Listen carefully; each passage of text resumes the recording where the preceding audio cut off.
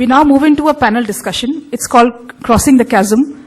I will request Sumeet Kapur, founder and CEO EmployeeWise, to come over the dais. Sumeet is moderating the session.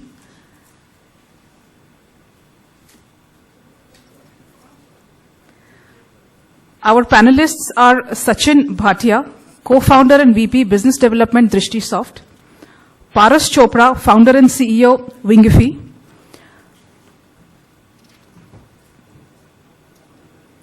Bhanu Chopra, founder and CEO RateGain; and Varun Shoor, founder and CEO Kayako. So good afternoon, everybody. We are kind of starting a little late, and I'll try and make sure we pack in as much as we can in the time that we have. In the interest of time, I will not introduce the panelists. I'll ask them to introduce themselves as they take the questions. Our session today is really about the transformation that happens when you go from your first few customers to really addressing the larger market that you have out there. I know that I've been through this myself several times, but sometimes we don't actually see the market the way at least the technology adoption curve shows it to be in terms of the innovators and the early adopters, and then the early majority, late majority, and the laggards. But the whole concept of crossing the chasm, which is credited to Jeffrey Moore, is really that between this movement, the curve looks very nice and smooth, but really it's kind of, you almost seamlessly go from the innovators to the early adopters. But then there is a break that comes in, which is really what the chasm is, between going to the the early majority. And really for us, product software companies, the inflection point, the sort of hockey stick really occurs when you get to the early majority. And I still remember the line that describes, that's the opening preface to Jeffrey Moore's book, which says that the chasm is filled with the bodies of ventures that could not cross the chasm. So today we are going to talk about the experiences of these gentlemen here, who are all founders of their companies and have been through this journey, on what it takes, how things change, how do you see the market differently, how do you create a difference in your own organizations as you go from getting the first few customers to the next tens and hundreds of customers. So I'm going to start this discussion with a question that really addresses how do you even recognize that you are now ready to change? What are the signals that come to you that you are now about to go from the early adopters to the early majority, and what are the changes in your organization that you need to do, the kind of people you have, and the sort of different elements of org structure that you have as you go forth. So let me start with Bhanu, who's right next to me. Bhanu, also if all of you could just do a quick introduction of yourselves on the first. So I'm Bhanu Chopra, founder and CEO of RateGain. So just to introduce RateGain, if you guys have booked travel online, you've probably experienced RateGain. So what we do, a very simple thing we do, we basically provide the travel industry and hospitality industry, including suppliers and intermediaries, competitive rate intelligence for them to be able to offer competitive rate offers to the end consumers. It's sort of similar to what you guys probably do when you book travel, is to go on various sites to find the best deal. And similarly, the suppliers and the intermediaries need to know that as well. So we're a bootstrap company, started 10 years ago with 3 people. In the first year, we did 100,000 and we had 2 or 3 customers, and it was a pretty big deal. And today we are 500 people strong, and this year we are on track to do 50 million in new sales, which is very, very exciting. So our customers include all the hotels, hotel chains, OTAs, online travel agents, airlines, car rental companies. So we are across pretty much every continent except for Antarctica. So if there is a hotel in Antarctica, we'll be up and running there as well. In terms of question about, what are the signals we got from moving from, doing 2-3 deals to doing now a few thousand deals, is actually the deals itself. So when you start actually selling more, you need, more people.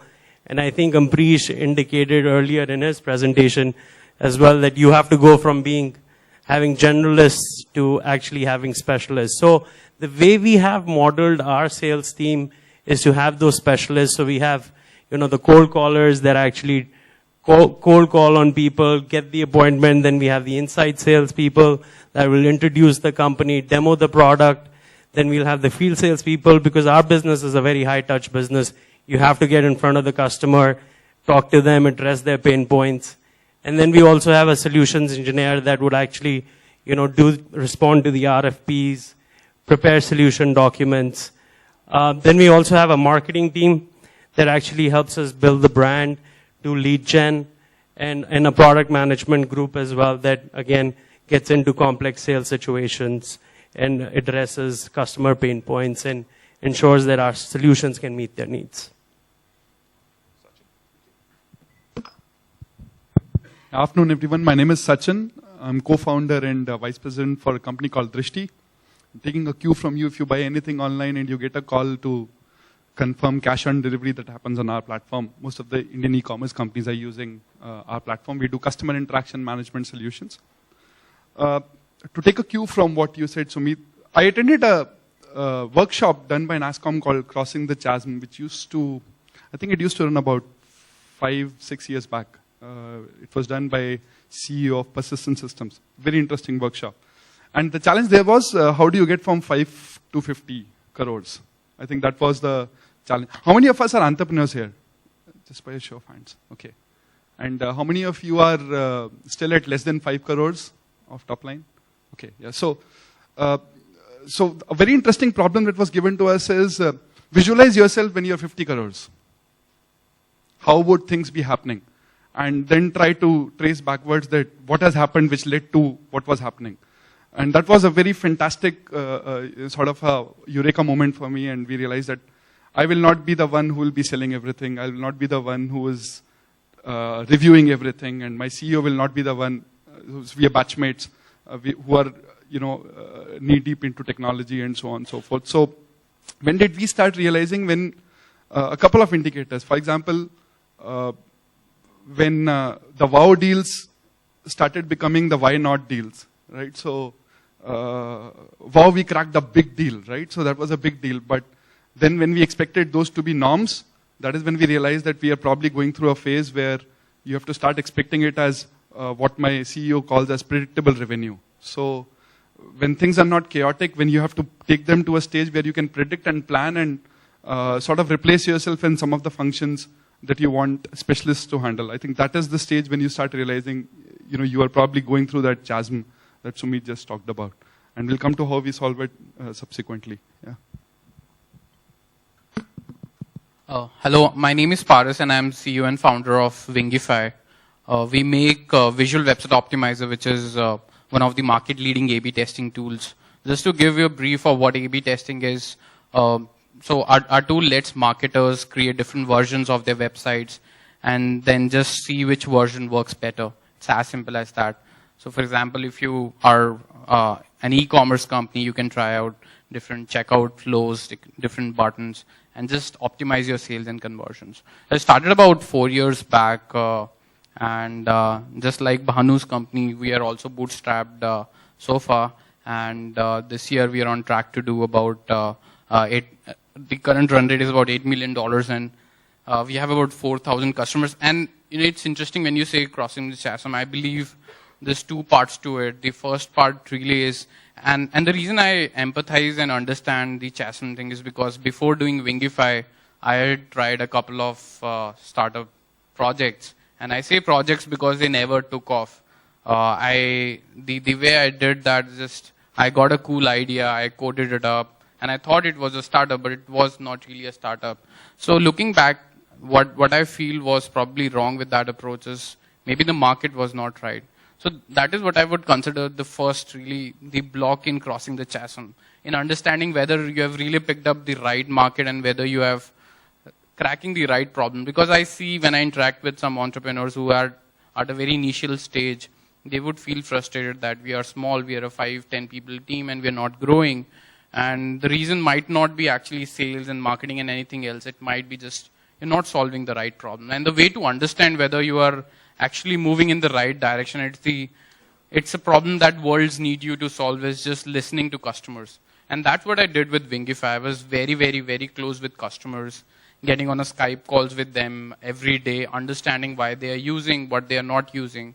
And eventually in the earlier stages, from my initial idea, the morphing of the product became in a way of what customers wanted.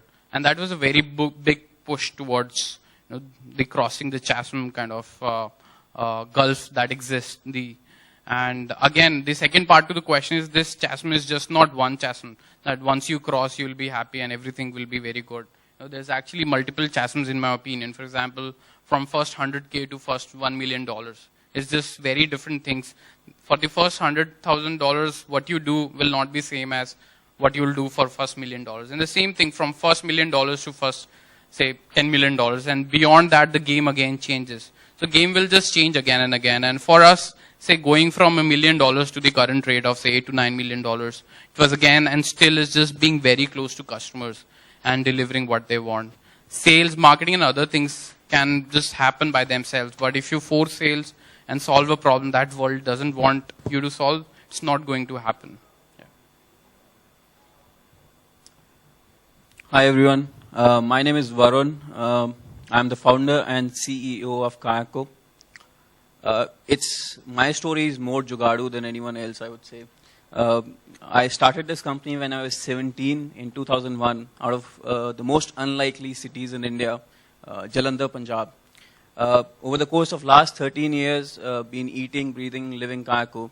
Kayako is basically a customer service platform for anyone who has had some kind of interaction with, a company online, interacted with a live chat, or maybe, placed a phone call.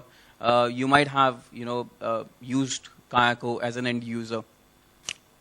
For me personally, crossing the chasm wasn't as structured, if I have to put it that way, unlike the rest, because the journey was riddled with a lot of difficulties. I was 17, I had no money. Literally, the company's been bootstrapped historically, and we are now at more than 140 employees with operations in UK, US, Singapore, New Delhi, Hong Kong, and Jalandhar, of course. I personally followed a lot of hacks, if I have to use that way, because I was a self-taught engineer. I've never been to college. To acquire more customers from the initial, set I had, the kind of stuff that I ended up doing was more focused on increasing the word of mouth, because the kind of product we deal in is online, so we don't see our customers. So my focus was literally on increasing the visibility of Kayako firsthand and gaining the trust of whatever customer that came over. So just one anecdote. Like initially what I would do is if someone sent over an email to support@kayako.com accidentally, I would, with my alias, just say, hey, you've sent over the email to the wrong department in the company. Let me put you in touch with someone in sales. And then with another alias, I would simply say that, hey, this is John Smith or whatever, and then answer the query. So I never let my customers know that there was a 17-year-old kid sitting somewhere in an obscure city in India servicing them. For them, it appeared like a big organization. I also focused on gaining the trust of customers a lot. And to do that, I voraciously, focused on big companies that ended up, buying Kayako. I would literally chase them for a testimonial. Even right now, our focus has been, to exploit a customer portfolio, if I have to use that word. So we have more than 30,000 customers now built over a, period of more than 13 years. And really focus on getting the case studies out, get their permissions. Like we have a testimonial from NASA, and it was one of the difficult ones to crack because they would just say that, hey, we are a government organization in US, it will be difficult. So I just moved up the ladder, continuously focused on that, and, focused on gaining the trust so that I could appear more, big to potential customers. And that's how literally Kayako crossed the chasm. Great, wonderful experiences. Let me move this to the point of where you stopped. I think as entrepreneurs, at some point in time, we have been the salespersons for all our products, right, for our companies. At what point in time did you feel that you were ready to hire somebody? And did it work? The first sales rep that you hired, was he or she able to sell the way you were selling yourself? So I think, first of all, Sumeet, I think as an entrepreneur, if you want to, this is my belief, you can never stop. You have to always go out and sell.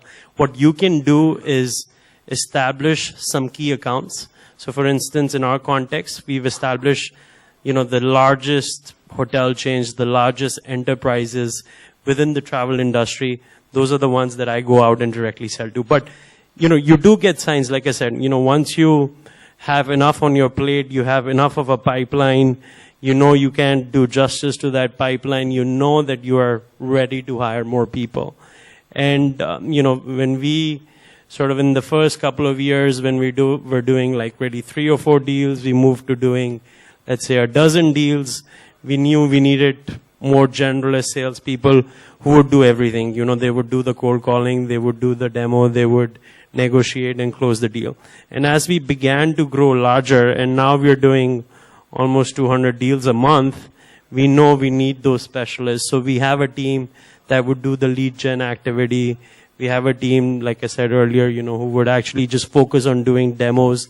And the way you do demos, I think that's also important, is to address customer pain points rather than trying to sell on your features.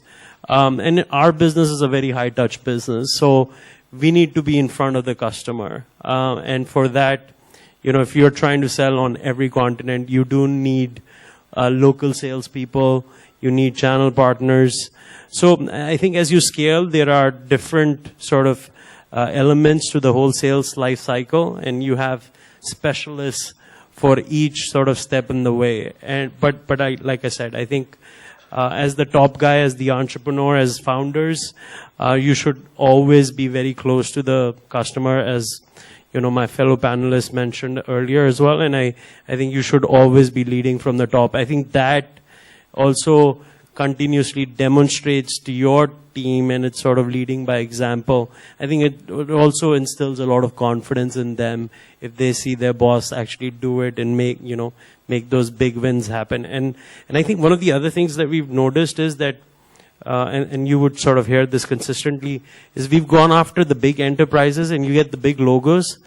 Once you get the big logos, it's much easier to get the more SME segment, because they follow the big logos. I mean, we see that in our trade.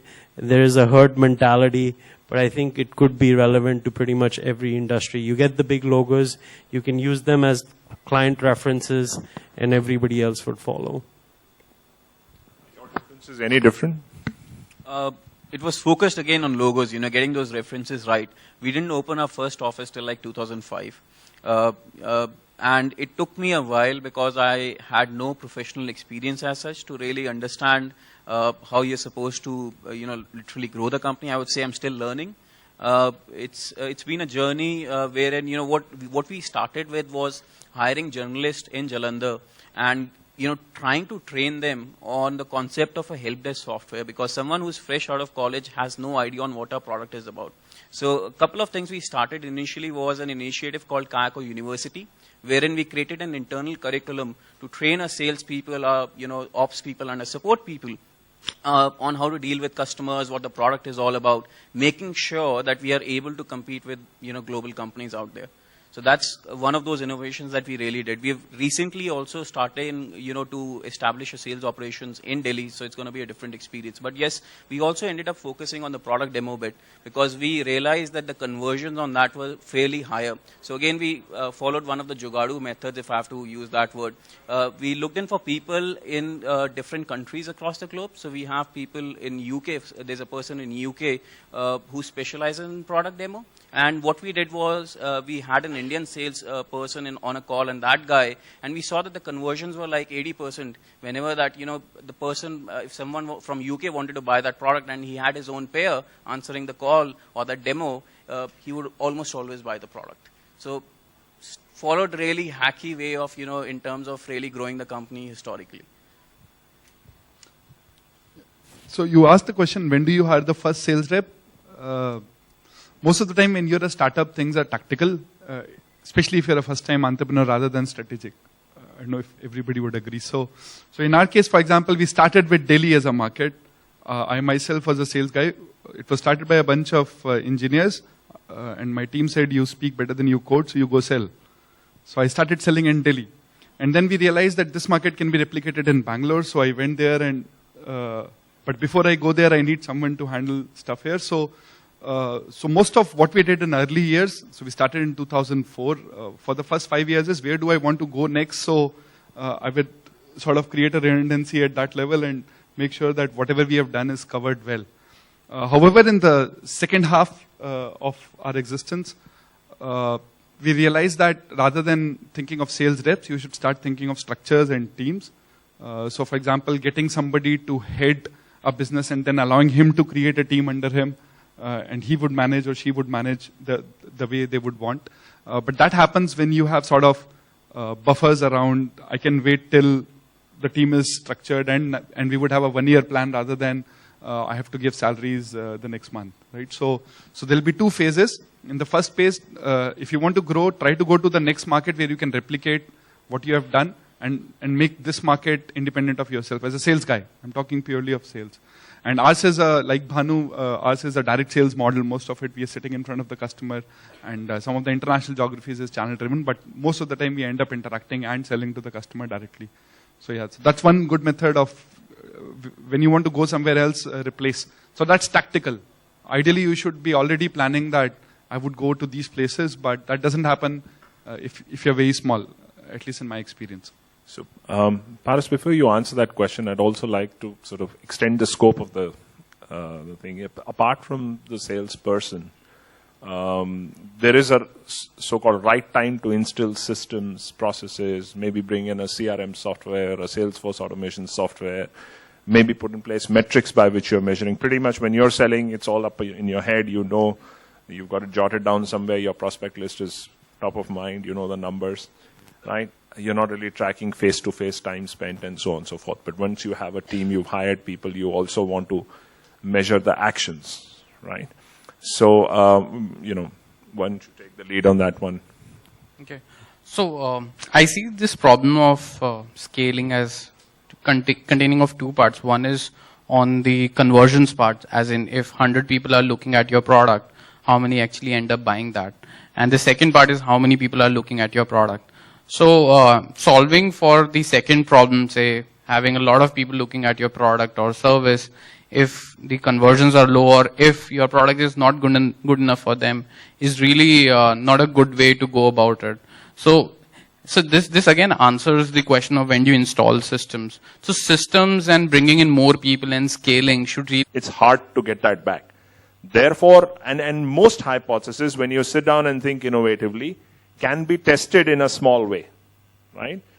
If you're thinking you will do feet on street, even as a bootstrapped entity, you can do feet on street with 1 sales rep, 2 sales reps if you'd like to hire 2 instead of 1. I think Ambrish talked about that earlier, right? So what I'm trying to say is that build a hypothesis of growth. How am I going to acquire customers? How am I going to retain them? How am I going to monetize them? Test all of them in as much detail as you can, in as much scale as you can. Once you're absolutely sure, then go raise capital.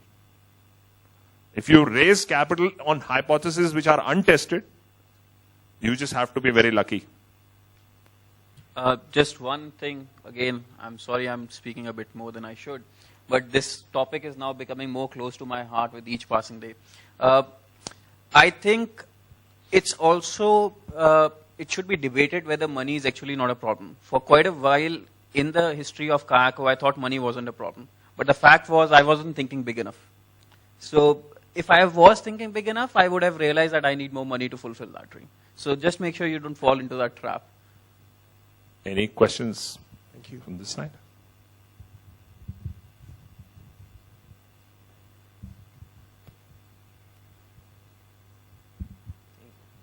Hello, sir. I'm Tushar Goyal I have just started IT company. It's called NZT Solutions. I live in Delhi. Actually, it's been just 4 months I started this company, and it's not exactly a problem, a very particular problem. But this is the situation I'm going through, and I want some suggestion from you. That I started this company as I wanted to build a product, and I started it. It's a ERP system for SME construction companies, and it's a PHP or web-based software. And we started this work in March, and it's going on. It's still going on. It's in the beta testing process. It's been like when I started this work in March. After 1 month, I felt that nothing's going on. I was like, I'm a very impatient kind of person. When something goes right, I feel there is some problem. It should not go right. So I thought we should start something else. This is a process. It will go on. We had some I have financial help from my father. So we thought that we start working on giving services to foreign clients. So we started a new segment in our company to make mobile apps. And we hired developers. We have a team of now 30 people. But now the situation is we are earning good in development, but we are not able to complete the product on time. It's been delayed by around 3 months. Now the beta testing is going on. We have given that product to 2 companies, and they are doing the testing. I am not able to focus on that. My CTO is not able to focus on that, and everything is going haywire. So I'm literally confused. Should I focus on services? Should I focus on product? What should I do? Can I take this? Can I take this? We faced exactly the same problem, services versus product dilemma. We wanted to do a product, but because there was no money, we started doing some services. However, as soon as we started services, we had set a milestone that I need, let's say, $250,000 of cash. As soon as I do it, I should stop doing services, because then it's a vicious cycle and it'll keep doing. So if your vision, if you really want to create a product, and if you have made that much money that, for example, your product will take 9 months to monetize, or 2 experiments or three experiments worth of cash is already there, stop doing that. That would be my advice to you. If you have already raised that much cash, don't get ambitious on that side, because your purpose was this. It might still be a good business, but you don't want to do it. I think that is a dilemma. So don't do it. Focus on this and fail if you have to. Yeah. Let me just see if there are any other questions. We are kind of nearing the end, but we will take that one last question if you have. Just speak it up.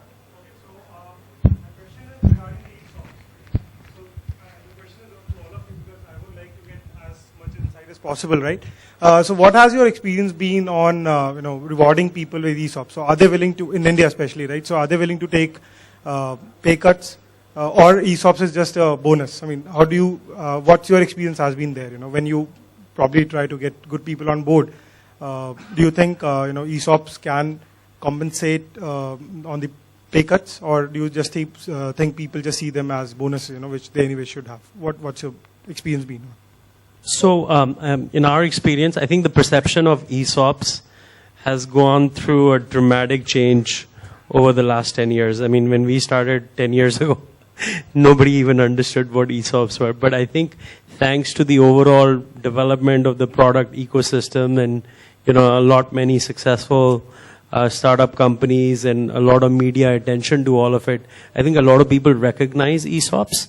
I think you should definitely have an ESOP program. We do, for at least your top leadership team and your top managers.